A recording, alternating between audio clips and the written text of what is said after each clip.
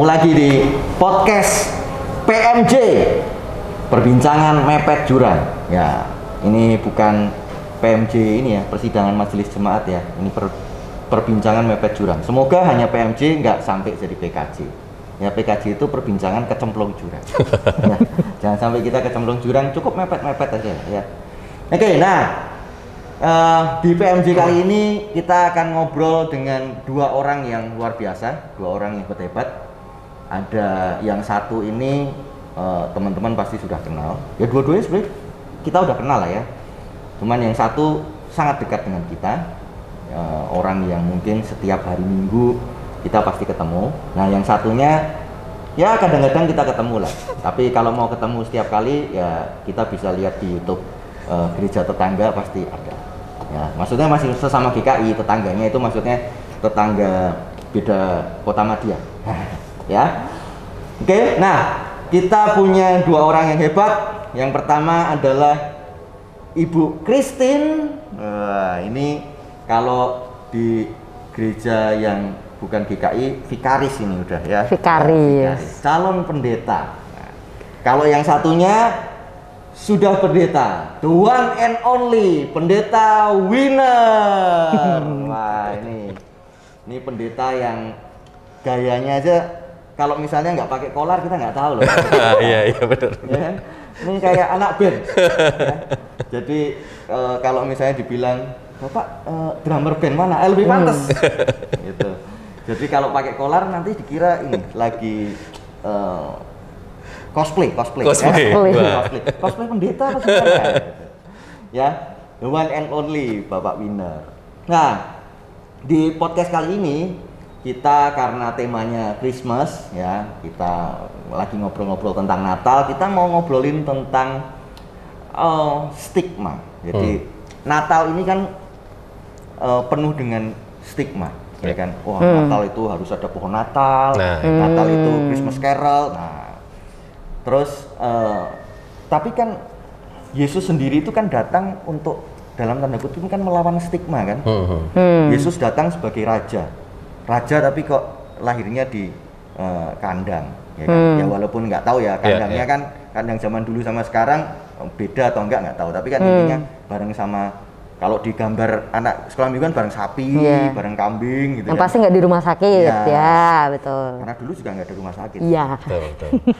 Oke, nah Yesus datang itu kan dalam quote and quote melawan stigma. Dia datang sebagai raja tapi tidak menunjukkan diri sebagai raja. Bahkan sebagai juru selamat, tapi kok malah tidak bisa menyelamatkan dirinya kan, orang lihat begitu. Tetapi kita malah sekarang hidup dengan banyak stigma. Nah, itu yang mau kita bahas kali ini. Oke, stigma-stigma tentang Natal sampai nanti kita bahas tentang bagaimana kita bergereja. Nah, untuk awal-awal saya mau nanya sama Pak Winner, ya kan? Karena nah ini fun fact-nya, pendeta Winner ini anak pendeta. Ya, anak pendeta. Ya. Betul. Anak pendeta yang jadi pendeta. Nah, biasanya kalau anak pendeta itu kan seperti membawa beban yang tidak pernah dipilih gitu kan. Loh, kalau yang jadi pendeta papahnya, kenapa saya yang harus disuruh jadi orang baik gitu ya kan. Nah, beban-beban itu kan seperti ada stigma apalagi di jemaat gitu kan. Bagaimana Pak Winner ini selama ini hidup dengan stigma itu? Punya pengalaman pribadi yang menarik nggak? Ya, kalau stigma orang pasti akan bilang nyebutnya anak pendeta. Jadi kalau mulai offside nih pasti akan ngomongnya anak pendeta kok gitu. Tapi sebetulnya stigmanya itu paling kuat justru dari orang tua gitu. Jadi kalau mama saya itu paling menekankan tuh, kamu tuh anak pendeta. Nah itu statement itu keluar terus. Jarang sebetulnya orang luar yang ngomong langsung ke saya, kamu tuh anak pendeta harusnya gini gitu. Tapi secara pribadi, meskipun ada stigma itu, ada status itu yang memang nggak bisa dihindari sebetulnya, saya sih nggak terlalu berkepikiran ya, nggak terlalu baper juga orangnya memang. Jadi santai aja, dan seperti yang sebutin sama Koh Max bahwa ya emang profil masa lalu saya ini anak band gitu. Dari SMP sampai SMA sampai kuliah anak band gitu. Jadi emang udah biasa pulang malam, udah biasa band-bandan, metal-metalan lah gitu. Itu udah jadi bagian gitu. Sehingga nggak terlalu beban sih sebetulnya. Meskipun mama itu seringkali mendoktrin itu gitu. Tapi buat saya sih itu nggak terlalu jadi masalah kalau beban. Nah, cuman pernah nggak Pak jemaat gitu tiba-tiba ngomong ke Pak Winner atau mungkin ngomong ke mama papa gitu, tuh kok anaknya gitu, apalagi kalau ini kan sudah bukan lagi tentang stigma, ini kan seperti melawan stigma gitu kan, pendeta ngebandnya metal lagi ya kan, headbang nanti kan nggak enak gitu. Gimana Pak ini? Iya, kalau ngomong ke orang tua kayaknya iya ya. Ada satu yang aku paling sering inget itu, mama tuh sering bilang kalau bisa pulangnya jangan malam-malam. Itu yang paling sering gitu. Karena kan kalau latihan band biasa sampai jam 11, 12 gitu baru pulang. Biasa habis latihan band masih nongkrong kan gitu kan. Itu yang paling sering. Tapi karena apa ya? Dalam perilaku gitu. Maksudnya saya ngeband tapi nggak ngerokok, nggak ngedrugs, nggak sampai mabok, jadi masih wajar dan nggak menimbulkan keresahan lah di masyarakat gitu ya. Apa jemaat lihat, ki anak pendeta mabuk gitu, nah, itu nggak terjadi gitu. Saya pulang ya pulang aja biasa gitu, meskipun mainnya metal lah, temen-temennya gondrong-gondrong gitu ya, merokok semua biasaan. Pasif iya, jadi perokok pasif ya, maksudnya menghirup asapnya mereka memang SMA kuliah saya cukup sering gitu ngalamin itu. Tapi saya nggak ngerokok dari kecil, sudah sempat ada traumanya, sempat dirokokin sama orang dewasa nih, kasih rokok terus batuk-batuk. Setelah itu sampai sekarang saya nggak pernah tertarik pun nggak gitu. Tertarik pun nggak ngerti ya kenapa ya. Padahal circle-nya waktu sekolah sampai kuliah tuh kuat banget, anak-anak sekitarnya ngerokok semua gitu. Nah saya nggak gitu. Jadi kayaknya karena nggak ada yang negatifnya nih, ngeband pulang malam itu nggak ada negatifnya, ya aman-aman aja sih, jadi nggak terlalu jadi beban berat gitu. Di band megang alat musik apa atau? Main drum. Wes, ini. Main drum, ya kan? Kalau biasanya kan kalau pendeta atau anak pendeta itu kan keyboard. Iya. Kan? GKI ya. Pendeta GKI yang ngedrum. Ini benar-benar anti mainstream ini. Ya kalau sebenarnya, aku jadi penasaran sama ceritanya Ko Winner. Nah itu temen-temennya ketika tahu Ko Winner anak pendeta, ada yang beda nggak caranya? Atau mungkin awalnya jadi gimana gitu? Karena kita build bandnya itu dari awal ya, bukan aku tiba-tiba masuk gitu kan. Nah sama-sama aku juga ikut memperkasai bandnya, kita bentuk sama-sama, jadi nggak ada masalah itu. Which is secara pertemanan udah diterima dulu nih. Jadi dari awal udah tahu ini anak pendeta ya udah gitu. Anak pendeta mereka tahu gitu. Bahkan mereka nggak pernah maksa saya untuk misalnya ngerokok gitu ya, karena mereka ngerokok dipaksa tawarin, enggak gitu, malah kadang aku ngerjain mereka gitu ya, rokoknya tak masukin hidung gitu, balikin lagi ke tempatnya, tak kerjain malahan kadang gitu. Itu kalau anak pendeta nggak suruh mimpin doa kalau mau latihan? Iya nggak ada. Kenapa ya nggak ada? Iya bener. Gak kepikiran. Nah kalau Bu Christine nih, nah kalau ini kan Pak Winner kan memang dari kecil sudah anak pendeta, maksudnya punya stigma ya anak pendeta itu baik. Kalau Bu Christine kan backgroundnya bukan dari keluarga pendeta, terus tiba-tiba sekolah pendeta, ya kan? Nah itu teman-teman gimana? Kan, waduh, kan ada sebuah stigma yang kalau sekolah pendeta itu kan gimana ya, pilihan gitu kan, panggilan. Teman-teman gimana? Menjauhkah? Kalau teman-teman gereja enggak tentu, karena teman-teman gereja pelayanan bareng-bareng. Yang mungkin yang cukup mengejutkan justru guru-guru sekolah. Jadi aku punya wali kelas Muslim, kan sekolahku negeri, terus ketika kuliah lalu pulang sempat mampir ke rumah guru, terus dia tanya sekolah apa dan segala macem, ketika dibilang sekolah pendeta justru dia seneng.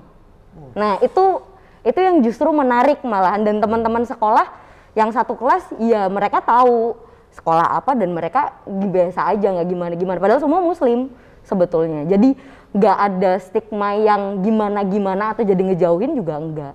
Gitu. Dari pertemanannya jadi berubah nggak? Misalnya mungkin dulu ngajak bercandanya mungkin ngawur, kalau sekarang wah ini karena pendeta. Berubahnya lebih karena nggak ketemu. Karena nggak ketemu, jadinya udah nggak pernah ngobrol panjang, udah nggak pernah. Tapi kalau ketemu, kalau pas ketemu sih biasa aja, nggak ada yang berubah, nggak ada yang berubah. Karena keluar kota ya.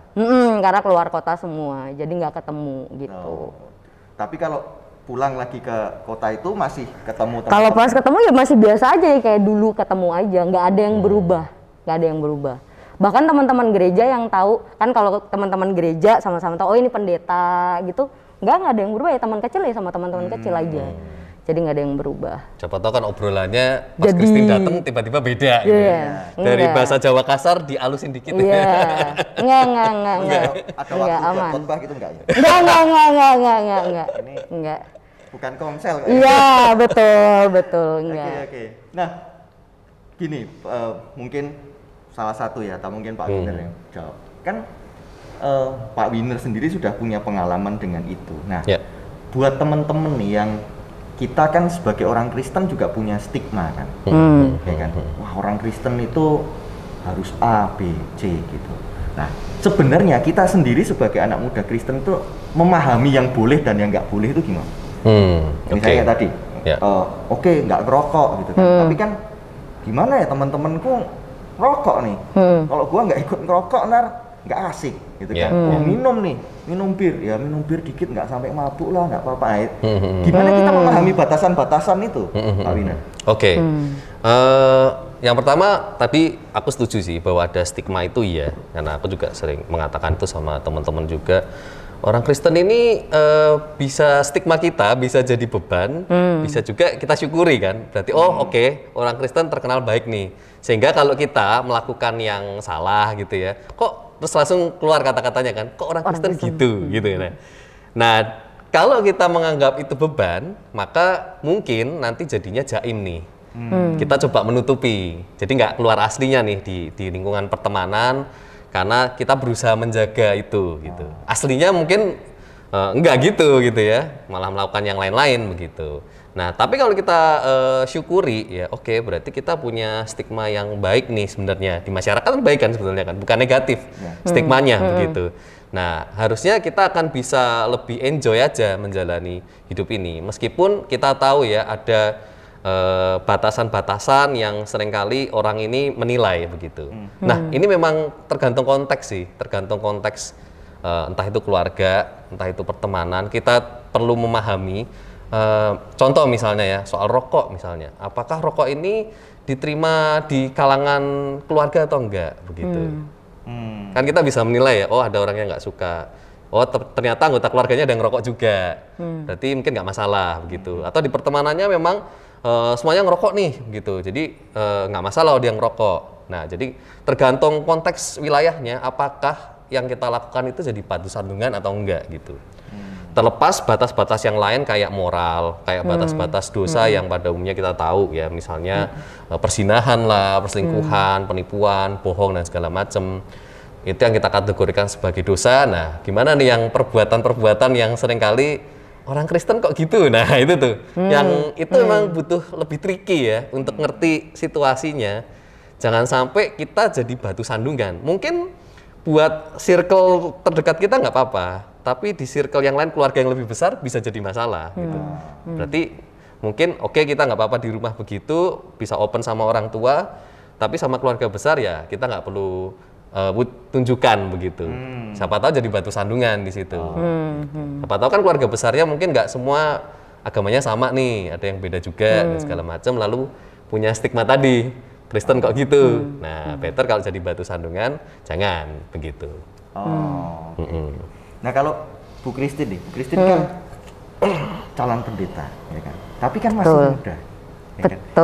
Gairah anak mudanya kan masih tetap ada, ya kan? Nggak terus karena saya calon pendeta, jadi saya nggak suka hangout, gitu kan nggak? Nah, gimana sekarang Bu Christine menghadapi bahwa ini saya punya batasan, atau sebenarnya batasan itu muncul dari mana gitu? Batasan sebagai anak muda atau calon pendeta? Ini beda. Oke. Gini, karena kan calon pendeta punya tentu jemaat punya ekspektasi, sebagai calon pendeta juga punya hidup yang harus diteladankan. Itu satu. Nah, kalau sebagai anak muda tentu ya masih jadi anak muda. Malah yang tadi Ko Winner bilang, jangan sampai stigma itu justru bikin jadi orang lain. Karena menjadi anak muda dan menjadi orang Kristen itu bukan dua hal yang berlainan. Jadi anak muda Kristen tuh ya bagian dari hidup. Jadi hidup kekristenan dan jadi anak muda itu bukan dua hal yang berbeda. Gitu. Jadi kekristenan itu kan cara hidup entah orang muda, entah orang tua, entah anak-anak.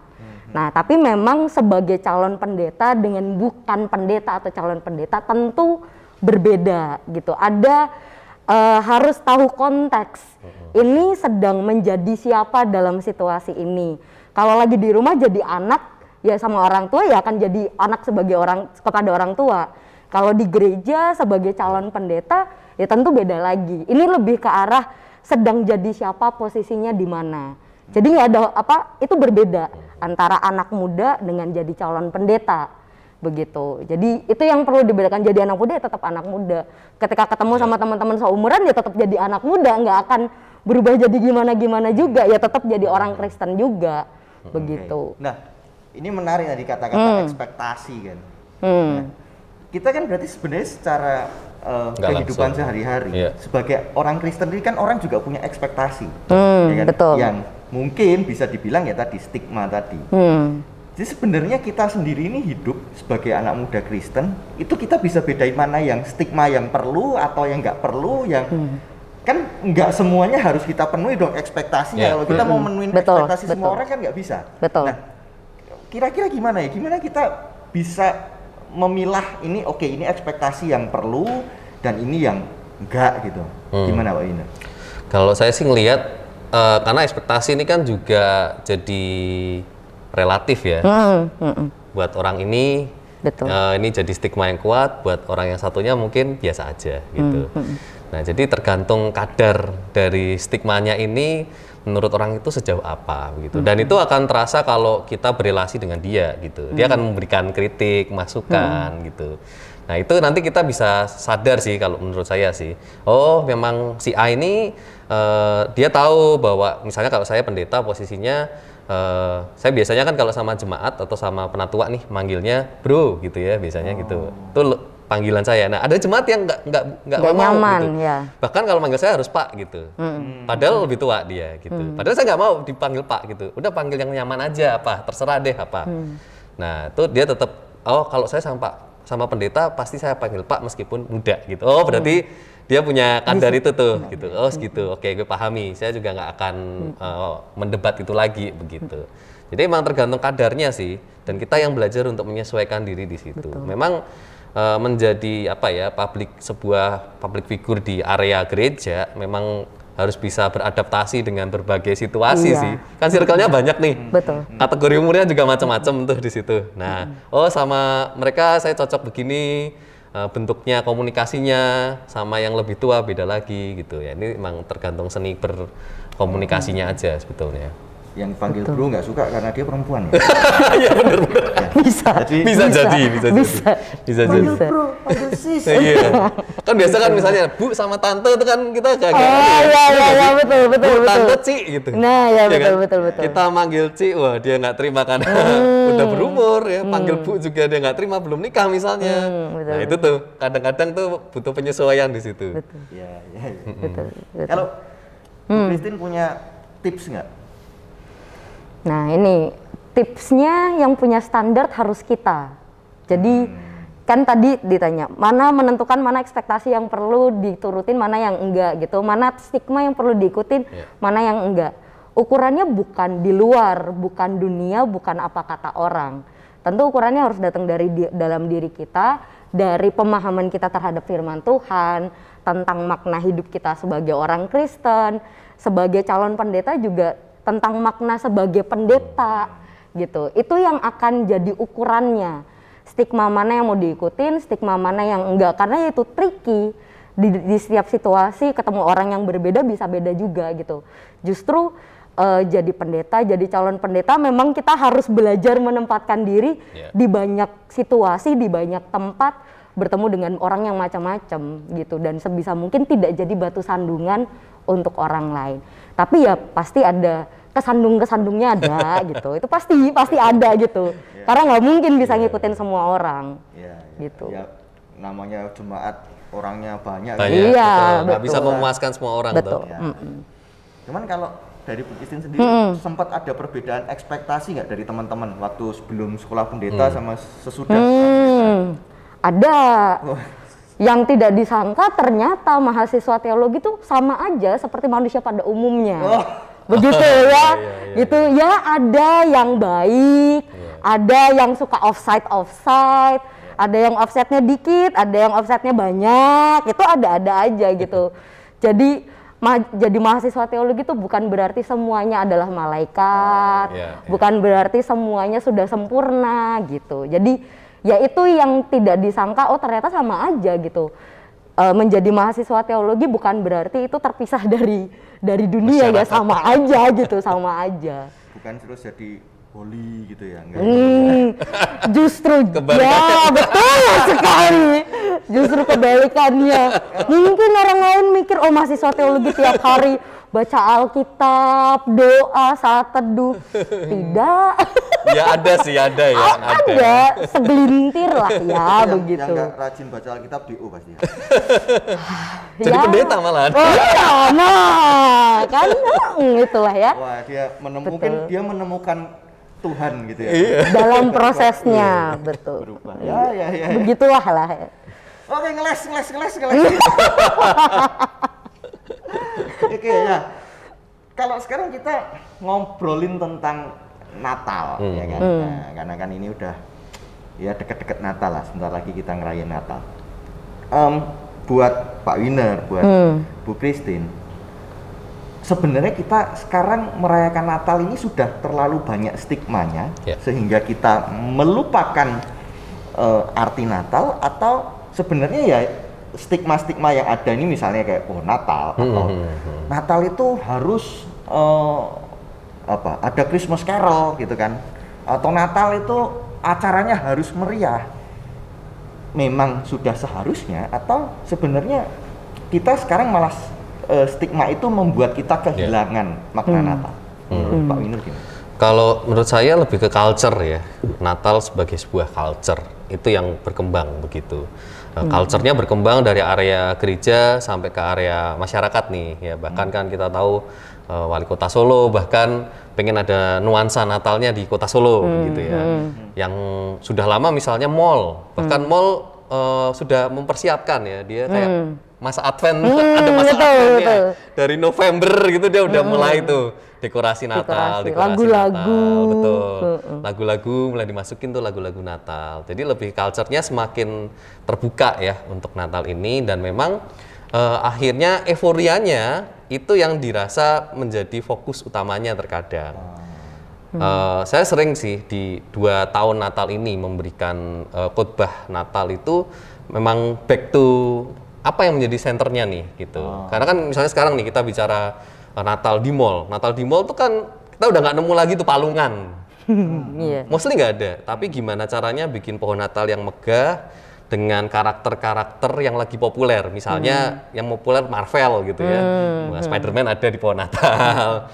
Dan tokoh-tokoh Disney, tokoh-tokoh yang lain yang lagi populer sama anak-anak itu justru muncul di situ. Sedangkan tokoh utamanya nih, Yesus sendiri, malah kayaknya hampir nggak ketemu kita di mall-mall itu ya. Fokus ke Yesusnya itu nggak muncul gitu. Nah, ini akan menjadi dalam tanda kutip bisa berbahaya kalau gereja latah mengikuti culture yang sedang berkembang di luar lalu dibawa ke gereja.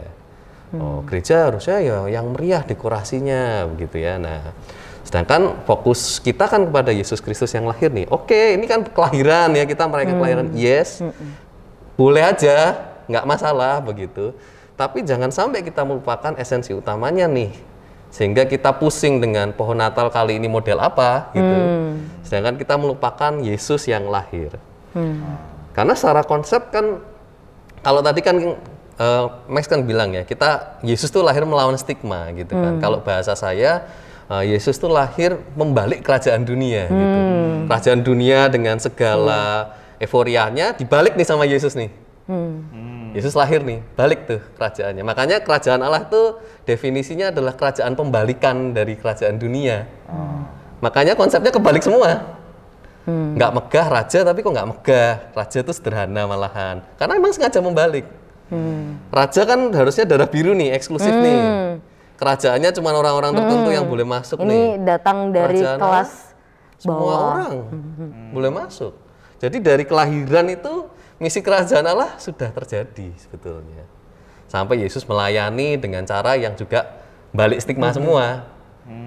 Segala kekerasan, kekuasaan dilawan dengan kelembutan, cinta kasih, keterbukaan, penerimaan. Nah itu kan value utamanya tuh. Bahwa Yesus lahir di sini emang di dunia ini mau membalik itu gitu. Konsep kerajaan dunia itu. Nah, semoga sih esensi utamanya tetap bisa terdeliverikan gitu ya. Meskipun dekorasinya wow gitu. Harapannya itunya tetap ada begitu. Jangan sampai lantas hilang.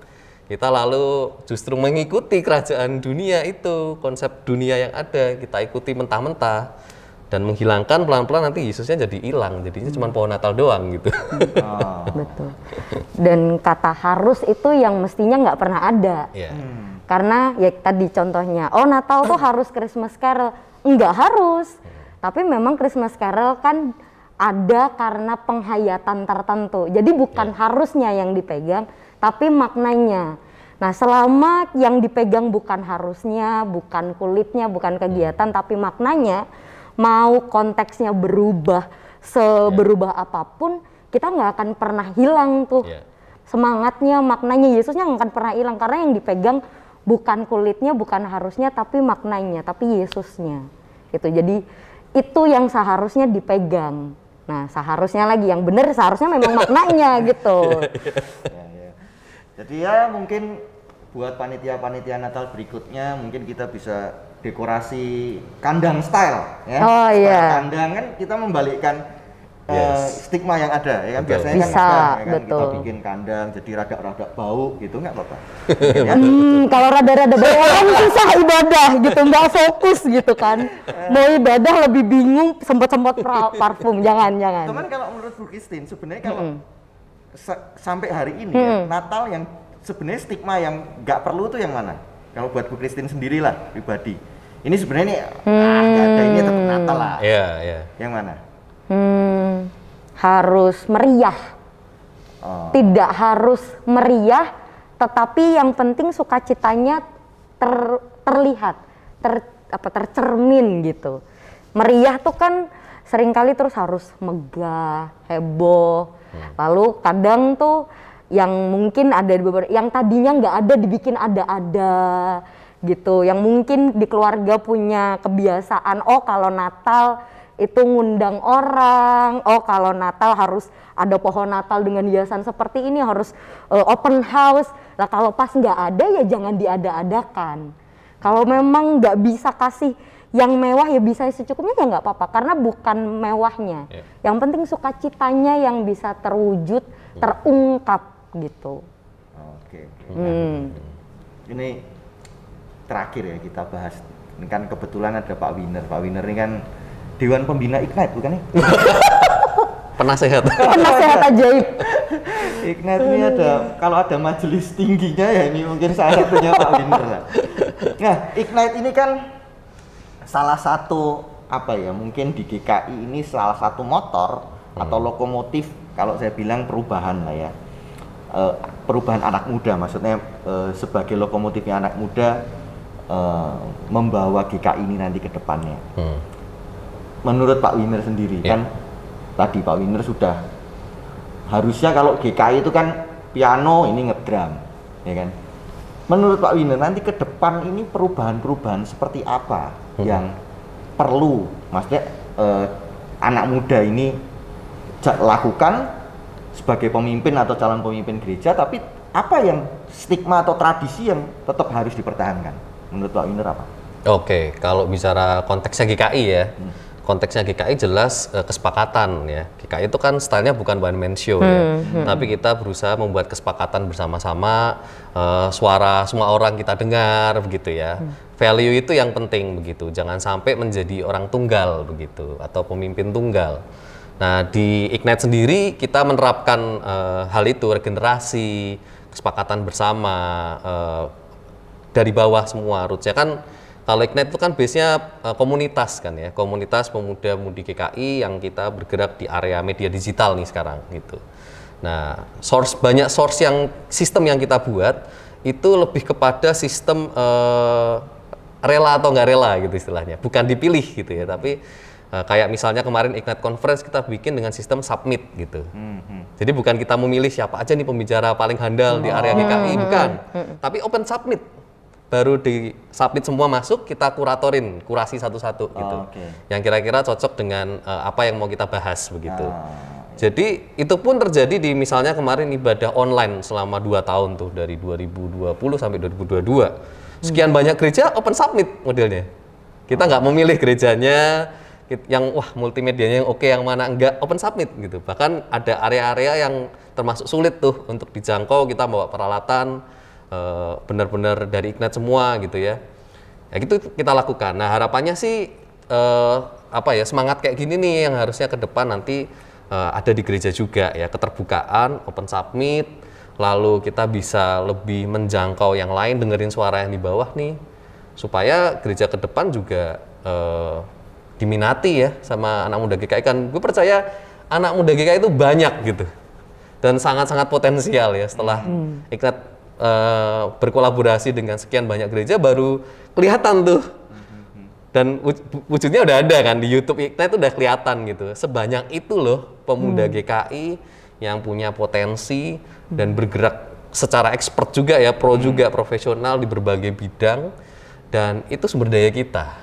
Ignite sudah mengeluarkan itu gitu ya, menunjukkan itu ke publik GKI yang dulu di persidangan sinode wilayah, di persidangan sinode menanyakan pemuda GKI mana gitu kan.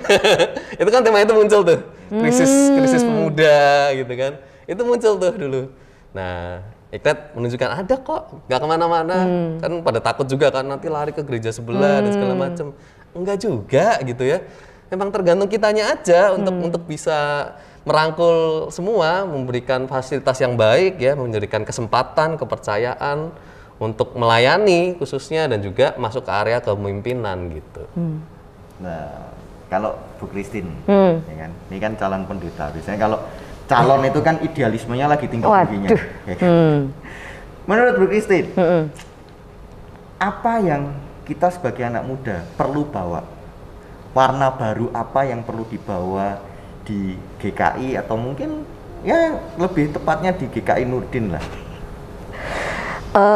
Tidak takut untuk berpendapat, itu yang sebagai ketika masih jadi pemuda remaja, ketika udah jadi calon pendeta, udah jadi mahasiswa teologi, praktek di mana-mana, ada kecenderungan sebagai anak muda tuh ngerasa kayaknya suaranya nggak akan pernah nyampe deh, kayaknya kita cuman bisa ngikut iya aja gitu, rasanya pendapat kita nggak akan pernah didengar, padahal belum tentu. Mungkin bisa jadi iya gitu, tapi belum tentu juga, karena kan GKI itu kepemimpinannya berubah terus. Kesempatan itu sebetulnya selalu ada. Mungkin periode ini tidak nyampe, siapa tahu periode berikutnya bisa. Nah, karena itu ketidaktakutan untuk bersuara juga termasuk ketidaktakutan untuk masuk di dalam kepemimpinan, jadi majelis, itu juga penting gitu, jadi penatua. Kadang-kadang gitu anak muda ngerasa oh penatua tuh harus tua gitu. Enggak, justru kalau kita anak muda nggak pernah mau masuk, gimana caranya kita mau bisa bawa suara anak muda ini dalam kepemimpinan? Itu penting, karena kan GKI itu kesepakatan. Nah kesepakatan itu tertinggi kan ada di persidangan majelis jemaat. Nah kalau anak mudanya nggak pernah nyampe di situ, gimana caranya nyampe kan? Gitu. Jadi ya ketidaktakutan untuk berpendapat, masuk ke dalam kepemimpinan, bersuara, ya mungkin nggak ada temennya awal pasti gitu. Tapi kalau lama-lama dilihat, oh ternyata bisa kok, pasti teman-temannya akan ikut juga. Itu yang kita butuhkan. Teman-temannya orang tua, enggak mas? Enggak gitu. Mungkin 1-2. Ya boleh lah gitu. Iya Atau betul. mungkin ini kesimpulan malam ini nama penatua dirubah jadi Penamuda. Ya, Betul. Bisa. Supaya anak muda nggak takut jadi namanya penamuda. Dan yang tua jadi merasa oh sekarang saya kayak udah tua ya. Ya, jadi malam ini kita belajar bahwa ya stigma itu tetap nggak bisa lepas kan. Ya. Dimanapun, Betul, ya kan, betul. di pribadi kita, di gereja, Natal pun stigma. Tapi bagaimana stigma itu bisa kita olah, ya kan, di tempat dan waktu yang tepat. Gitu, benar ya? Betul. Sepakat. Betul. Nah, Ya. itu kesepakatan kita malam ini. Jadi ketemu lagi di PMJ berikutnya. Bye bye.